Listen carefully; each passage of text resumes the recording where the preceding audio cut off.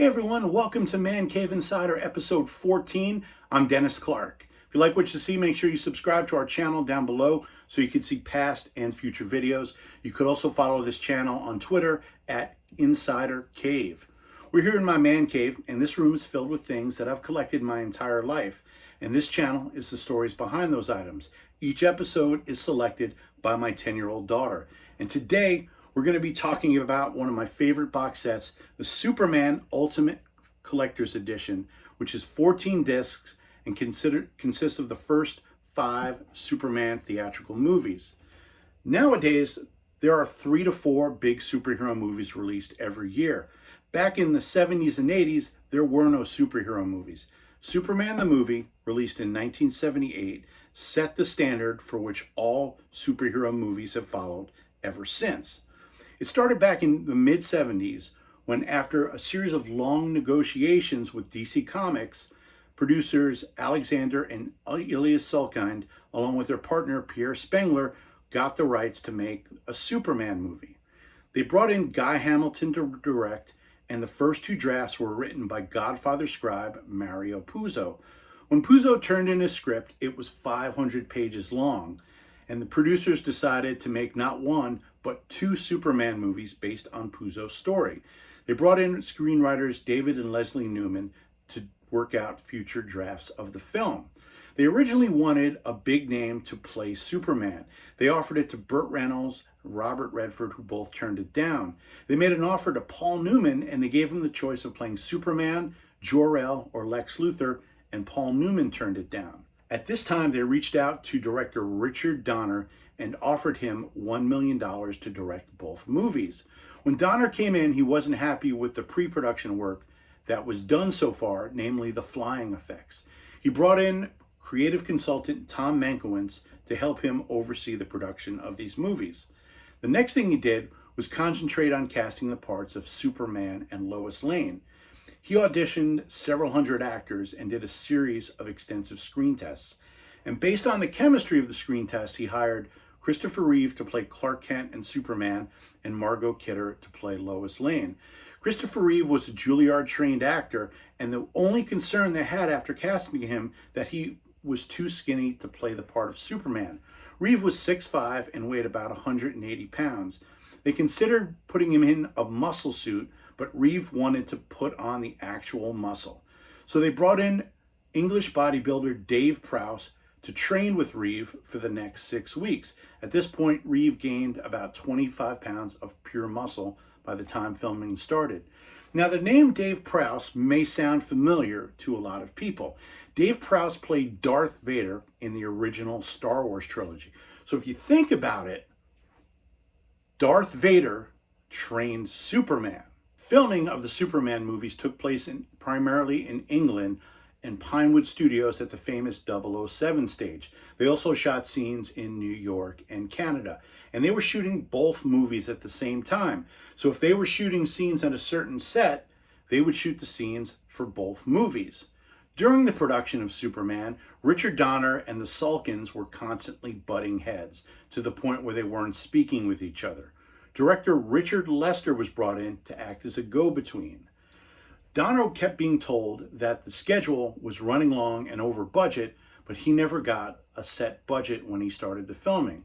With 75% of Superman 2 already filmed, they decided to finish shooting Superman 1 in time for its theatrical release in the holiday season of 1978. When Superman came out, it became one of the top 10 grossing movies of all time. The following year, when they went to go back to finish shooting Superman 2, Richard Donner was told that his services were no longer needed. Richard Lester came in to direct the rest of Superman 2. Previously, Richard Lester had directed the Beatles films Help and A Hard Day's Night, as well as directing The Three Musketeers and Return of the Three Musketeers. Marlon Brando had already filmed all of his scenes for Superman 2 during the first round of filming. However, the producers did not use him in Superman 2 because they did not want to pay him 11% of the film's gross, saving them about $10 million. So they brought in actress Susanna York, who played the wife of Jor-El, to reshoot those scenes. Gene Hackman also did not come back for the reshoots, and in several scenes they used to stand in and another actor to dub his voice in. Upon its release, Superman 2 was the second highest grossing film of 1981, right behind Raiders of the Lost Ark. During the closing credits of Superman 2, the first words that came up were, "Coming soon, Superman 3." Summer of '83, Superman 3 came out and was a critical and commercial disappointment. The film was directed completely this time by Richard Lester, but they brought in Richard Pryor to co-star with Christopher Reeve. And it was very apparent from the film's opening credits that the film was going to take a more comedic turn, which filmgoers and critics did not like. Margot Kidder had been very vocal about the way the producers had treated Richard Donner on the filming of the first Superman movie, and her part in Superman 3 consisted of a scene in the beginning and at the end. Annette O'Toole was brought in to play Lana Lang, the love interest of Clark Kent, in a storyline that had Clark going back to Smallville. But upon its release, Superman 3 did well, but it did not nearly do as well as the other two films. After this, a few things happened. In 1984, the Salkins released the film Supergirl, starring Helen Slater. This film was also a critical and commercial disappointment. Not wanting to do a fourth film, they sold the rights of future Superman movies to the Canon Film Group and producers Menachem Golan and Yoram Globus. Christopher Reeve was not enthusiastic about returning to the role for a fourth time, but they offered him a chance to co-write the story and be the second unit director. Once Christopher Reeve signed on for Superman 4, so did Margot Kidder, several other cast members. Gene Hackman returned as Lex Luthor in a plot that had Superman trying to rid the world of nuclear weapons. At this point, Lex Luthor created the character Nuclear Man, and the film was a commercial and critical failure. The budgets were cut, special effects were sloppy, and this marked the last time Christopher Reeve would play Superman. It would be another 19 years before Superman would be back on the big screen.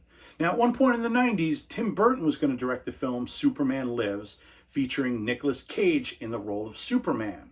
At the last minute, the studio decided to cancel the film.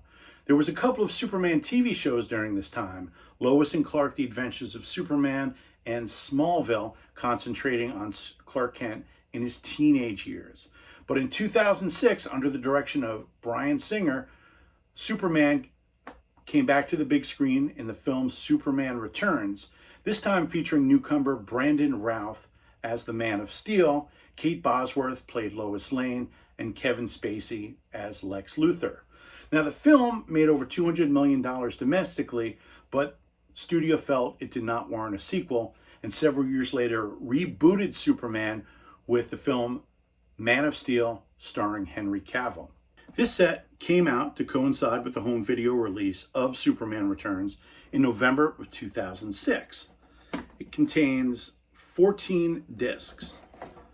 Comes in a steel case, along with a 3D of Christopher Reeve on the front, Brandon Routh on the back. Open up the slipcase. It's got a comic book and a newspaper featuring a list of bonus features. Now, it's got two versions of the original Superman movie, the theatrical version and the special edition featuring 8 minutes of additional footage. It has a disc of bonus features that were featured on the 2000 DVD release and archival bonus features that aired on ABC. For Superman 2, there's also two versions of the film. There's a theatrical version, and then premiering was the Richard Donner cut. Now, I mentioned before that Donner had shot 75% of Superman 2, and over the years, fans were asking for Richard Donner's version of that film, and they finally got it with this release. He went back and found all the footage that he had shot. He incorporated a screen test that was shot with Christopher Reeve and Margot Kidder and rounded it out with a couple of scenes that Richard Lester had shot. And there's also another bonus disc for Superman 2. There's a deluxe version of Superman 3 and 4, 2 discs for Superman Returns, the film, and the bonus features. Then it's got 2 great documentary discs. It's got Look Up in the Sky, The Amazing Story of Superman, which is an extensive documentary on the complete history of the character of Superman from 1938 to 2006. And then it's got You Will Believe, the cinematic saga of Superman, which talks about the first 4 Superman movies, and it's rounded out by Bryan Singer's video journals. Now, there was a couple of other releases. This whole set came out on Blu-ray several years later and was redubbed the Superman Anthology 1978 to 2006. And I'm going to put a link down below where you can get both of these. Also, a few years ago, Warner Brothers released the 3-hour cut of Superman the movie that was previously featured on ABC. Now, this is before cable, before on-demand, and before home video. And when Superman aired on ABC, it was a 2-night event that featured 40 minutes of unseen footage. A lot of that footage is seen on this set under deleted scenes. And in 2018, to commemorate the 40th anniversary of Superman the movie, that film was released on 4K. So I'm going to put the links down below where you can get all the stuff. And I'd love to hear your comments on what you think of these films. Thank you for watching this episode of Man Cave Insider, and we look forward to seeing you next time.